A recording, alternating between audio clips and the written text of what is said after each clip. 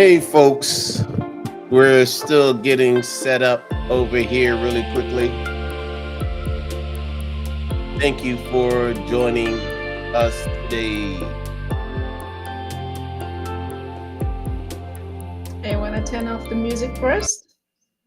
Thank you. Absolutely. I was getting everything set up since I am not only the presenter, but I am also the engineer. Thank you very much, Eunice, It's called for, being an entrepreneur. for Where all of all these hurts. your assistance and support. But, you know, welcome to all of the world to another wonderful winning Wednesday. On this Wednesday, I'm hoping that you have chosen to choose happy. That's the theme as we go through the summer months. We want you to be in a position where you are choosing happy. And earlier today, I was on with one of my clients, and he actually was talking about, having avoided uh, taking care of himself, right? And one of the things Mm, that we look to do as entrepreneurs is we are all about, you know, chasing that next sale, right? Chasing that next sale, yep. doing all of the lead generation that you have to do, et cetera, et cetera, et cetera. But do not do all of those things. Do not grow your business at the neglect of your health, right? Do not grow your Hmm. business at the neglect of your health. So over here, we're drinking 3 or 4 of these things of water in the morning when we take the son to school. We're getting in our walk and doing that exercise. What sense does it make to build a growing, viable business only to come back and not have your health? So, Or not not trying to, or not be able to enjoy the fruits of your labor because you don't have great health. yeah, at the end of the Hmm. day, at the end of the day, these types of things actually matter the most. It's really what matters the most. And in the coaching side of VIP, so we also have VIP coach. That is something that we actually speak about. You might think that coaching starts off with a conversation around, you know, just jumping into it, having a conversation. One of the things that I always talk to new clients about is that coaching is not mentoring, and coaching is definitely not therapy, right? And whenever I stand up at my BNI event, I always say that too often business owners are too close to their business to actually be able to sometimes see the forest for the trees. And I want to give a shout out to a gentleman who I had a conversation with because his name is Michael, and I think his the name of his company is Good Fences. And he opened up my eyes to some other opportunities that we have in front of us to network more with more business owners because he and I did a one-on-one, and in 5 minutes he told me that I had explained the whole process of business credit better than a whole 2 hour seminar that he had attended either the week before or this week. And this is something that I believe that a lot of business owners are neglecting, and it's somewhat becoming a passion project of mine to help businesses survive past five. I think that's the way to do it, right, Eunice? Survive. Because if I do it like this, then it doesn't work, right? You don't really see what I'm doing. But if I do it like this, that works a little bit better. I'll I, practice it I tomorrow at agree. BNI. And helping those business owners survive past five. And I have 2 things to share, Eunice. One is the power of a long term drip. right?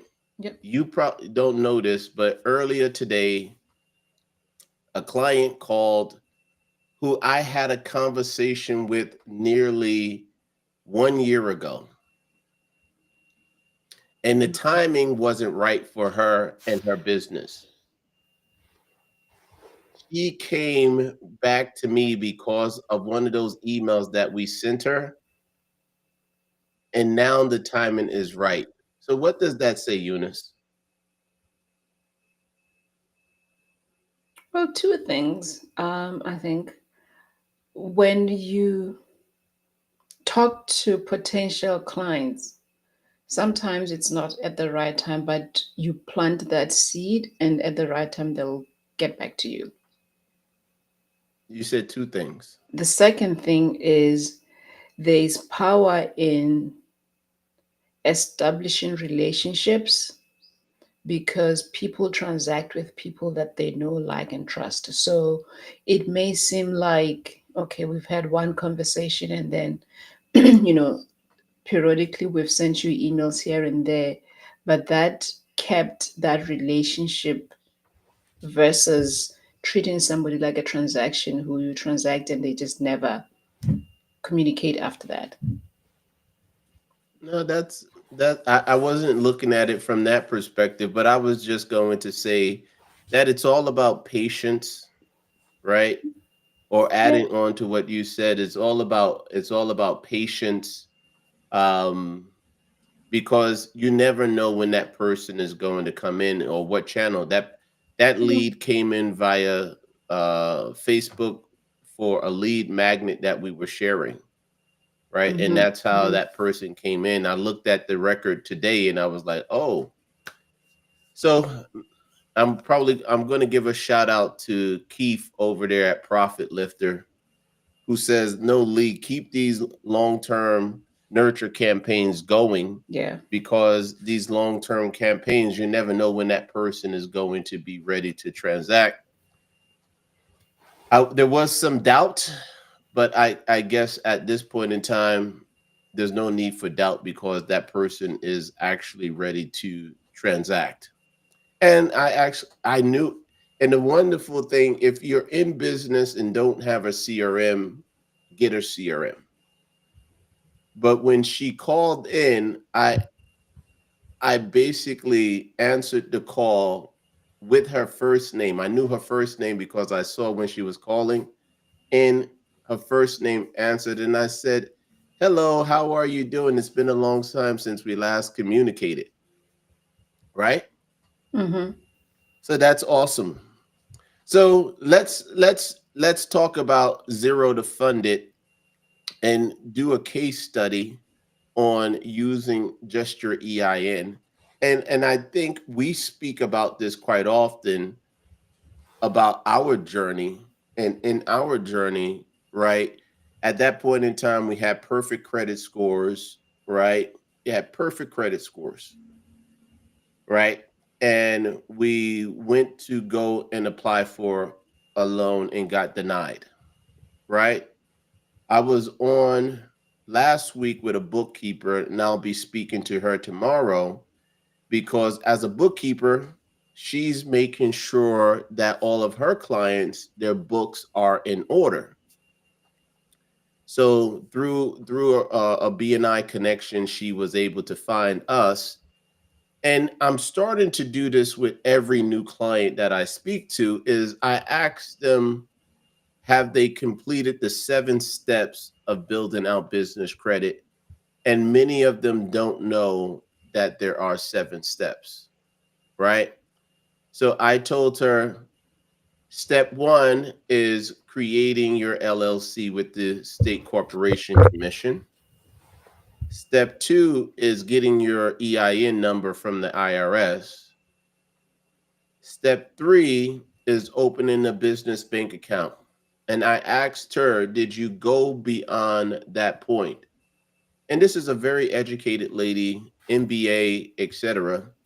She hadn't gone past step number three. Eunice, are you running into other business owners who haven't gone past step three? Quite a lot. I think a lot of people, and I think it's just similar to us when we first started. A lot of people just believe that once you've registered, you're in compliance with, the rules, laws, and all that, you're good. And once you have a business account and an EIN so that you can pay your taxes, that's about it. So I do run into many other business owners who also similarly um, just stopped there. As a real estate agent, I meet a lot of other realtors who actually have either teams or transact as small businesses. They've done the equal same thing. I run into a lot of other insurance professionals, same thing as well. So even just outside, whether I transact with, contractors or um, stagers or interior designers, I see that a lot of those people who are running as businesses have always been advised that, hey, don't transact as an individual, do this as a business. So they go ahead and do what they believe or what they know solidifies a business, which is just get registered, have your EIN number, and open a bank account, and that's it. So is this just urban legend in the real estate agent space? Not to go any further, because when it comes to being a real estate agent, right, you have marketing expenses, right? Let's just say you're going to use the vehicle that you have, but that vehicle has expenses, gas, etc., mileage. Eventually, I would think that a realtor would want to have a vehicle that's in the name of the business, or you've purchased it and you've leased the car to your business. You see what I'm saying? So the Mm-hmm. business at that point in time would have to actually have cash flows in order to be able to pay the lease payment to you, right? Yeah. And that way you can write all of that off. I don't know. We're getting off track just a little bit, but that is probably something that we need to add to the agenda as we move forward, because I often see, oftentimes, a lot of people, they have vehicles, but the vehicles that they have aren't over 6,000 pounds. So they don't then qualify for Section 179 of the tax code that allows for you to write off that vehicle. Mm. Well, I think I know this is, we're going off, but I think and I really believe that once you distinguish that you want to run a successful business, that is not only providing for you today, but that can also be a business that can later on be sold when you're ready to retire or something like that. When you establish that and distinguish that now I have a business, I'm a business owner, this is just not a hobby, then things tend to be a little bit different. I have a lot of other friends who are into real estate, and it's more of this is something I needed to do to keep myself busy. So if you are coming into the business with that mindset and you are setting all this up with that mindset that, oh, this is just something I need to do to keep myself busy and, have income once in a while, once in 2, 3, 4 months, get a check or here and there, then yes, I understand why some people may not be inclined to go that route of really setting up a proper business and managing whatever activities that they do as a business. However, if we shift our focus to really those entrepreneurs who say, I have this burning desire to establish a business, and I want to run it in a professional manner. I want to run it as a business. I want to invest my time and my resources into this business. I find that those are the people many times who are more open to learning more about ensuring that, yes, their businesses stay relevant, their businesses flourish and thrive, and that they learn as much as they can to ensure that this business operates, is fully functional, and is treated as a business. Those are the people who tend to have the interest to say, okay, I want to set it up as a business. But unfortunately, a lot of times I think the information may not necessarily be there or may not reach them as they're starting, because a lot of times a lot of people who we even talk to, you may find that they've been in the business for some time, whether it's a year or two, and they're only learning about establishing their business in such a way that this business is its own financial house versus where the personal finances are commingled into the business. And that's when they make those necessary changes to say, I really want to separate the personal and the business, and I'm looking for other sources of funding to grow the business. And that's when they are looking into business credit and all the like. However, most when they're just starting, the information that is loaded or that is in abundance out there is just that to start a business, register LLC, get your EIN, open your bank account, and you're good to go.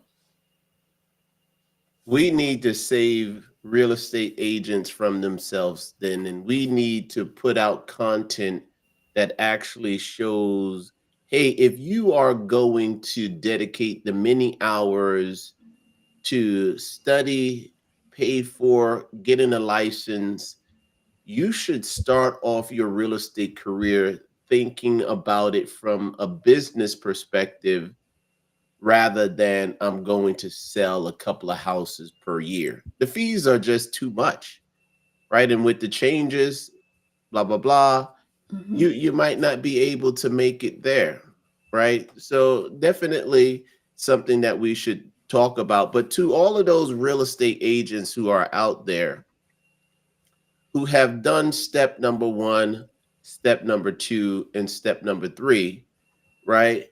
Step number 4 is probably going to be the most critical one, and that is obtaining your Duns and Bradstreet number from Dun and Bradstreet. Your DMB number is going to be critical because without that, you're not really transacting, Mhm. right?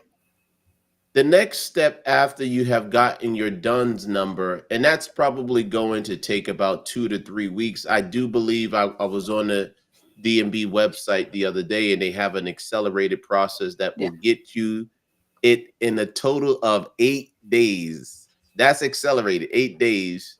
They'll get it to you, right? The next step after getting your DUNS number is to start identifying vendors who actually report. If you could have as much transaction, you could be spending $100,000, $200,000 a month, right, in expenses for your business.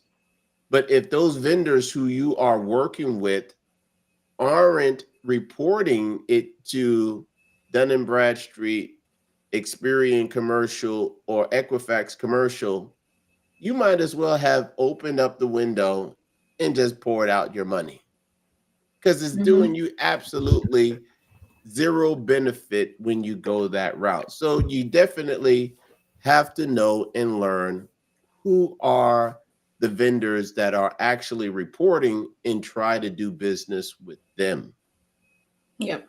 because there's going to be some benefit back to you. I think that is what we did for our business called Homes 365. We got into the business initially as fix and flippers. In 2014, when we got back from Seattle and Singapore, we wanted to find a way to earn additional income. So we took that boot camp. We stopped at step number 3. We had our EIN number, we had our business bank account, and we thought we were doing everything right. So if you are out there and you have also stopped at step number 3, I say give yourself a hug, right? Yep. Because you are not alone. You are definitely not alone, right? But Mm-hmm. when Homes 365, and I remember that first year with Homes 365, we might have spent 30 or $40,000, right? We had Eunice's picture on buses up and down Route 7. You remember that? People would see you at the supermarket and be like, I know your face. You're the lady from the bus." Guys, we spent a lot of money those first couple of years. And I think the only major takeaway outside of recognition inside of the supermarket was the fact that we were treating the business not as a business, but more of a way to generate additional income. I think we were Yep. thinking with the mindset of, if you use the cash flow quadrant as an example, we were in E's moving over to S's when we should have been moving over to B's and I's. Yep. That's it. Just yep. That's it. No, it's that's it. No, that makes perfect sense. And I actually never looked at it like that. That's why okay. Yep. So I think to all of our agents out there, don't think about the cash flow quadrant. Most likely you are an E today. If you move to an S, there is some value in moving to the S, but you're trading the E, a job, for a stream of income.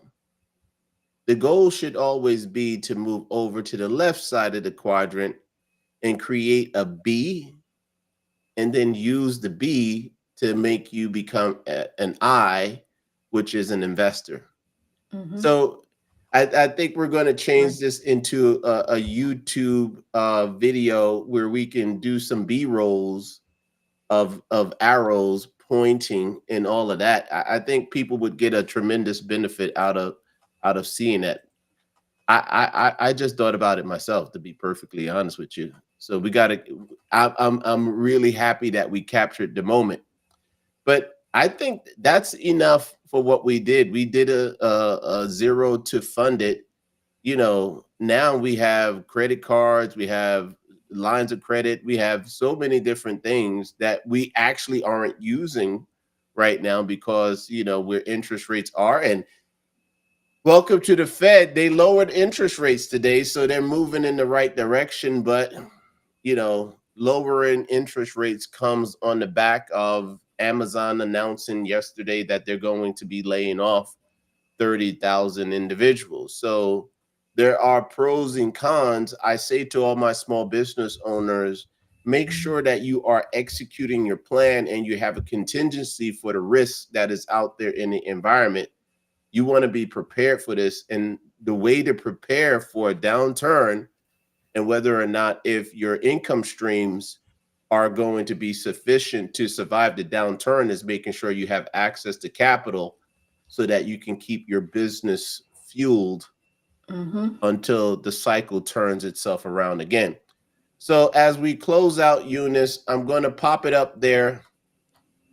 Whether, regardless of the type of business that you are in, you don't have to have traveled the journey that we traveled, but you do, if you're going to be a business owner, you must go through this process in order to get access to capital, which is the oxygen for your business, right? So, what we have set up here, our time is more valuable than $99. But with the $99, we're going to pull your Experian business credit report and we're going to review it with you, go over all of the line items to make sure that you have an understanding of where your credit profile for your business sits today. Mm-hmm. Guys, you definitely have to take us up on this offer. To be honest with you, it's almost like a no brainer. But I have to put it into other people's court so that they are aware of what we're doing here. It's So a let's sign start. off. It's I think it's a start to at least know where you are at. And once you've established where you are at, then the ball is in your court as to what's the next step, or which direction do I go in as a business owner.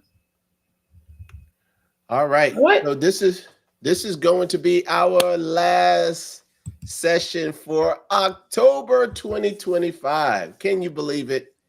Next 2 more Wednesday when we months. meet, we are in wonderful November. You know, once you're in November, it's time to really start preparing for Thanksgiving as well as preparing for Christmas. So we're That's probably true. already going to start going into that hibernation mode from a business perspective. But if it's Wednesday, you can count on us being here. So we will always welcome you, unless it's a major holiday like Christmas or New Year's. We're always going to be here for another wonderful winning Wednesday. Until next time, our friends will